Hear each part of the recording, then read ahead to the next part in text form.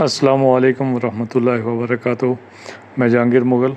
اور نمائندہ روزنامہ آوازہ میرپور آزاد کشمیر ہیڈ لائنز کے ساتھ حاضر ہوں۔ آج کی ہیڈ لائنز ملاحظہ کریں۔ پاکستان ڈیفالٹ کی خواہش عمران خان کے ساتھ قبر میں جائے گی، ڈالر سمگلنگ روکنے کا فیصلہ، پی ٹی آئی حکومت بارودی سرنگیں بچھا کر گئی ہے، شہباز شریف اسحاق ڈار کی صدر سے ملاقات میری اجازت سے ہوئی، پاکستان کی خاطر تمام اختلافات بھلا کر ایک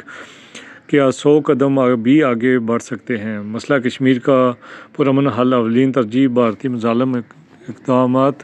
پی ٹی آئی کا اجلاس، پہلے مرحلے میں پنجاب اسمبلی توڑنے کا فیصلہ، دوسرے مرحلے میں خیبر پختونخوا اسمبلی تحلیل، قومی اسمبلی میں بھی دوبارہ استعفے دیے جائیں گے،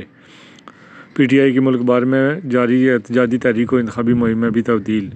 الیکشن کمیشن نے عمران خان کی تقریر کا نوٹس لے لیا، تو شاہانہ ریفرنس، عمران خان کے خلاف فوجداری کارروائی، فیصلہ محفوظ،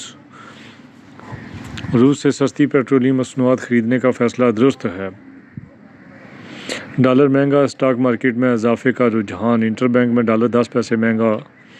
موجودہ حالات میں انتشار پیدا کرنے والا پاکستان کا بدخواہ ہو گیا، احسن اقبال، عمران خان سے کہا تھا کہ مارچ کا ایجنڈا معیشت رکھیں گے، شوہد رشید،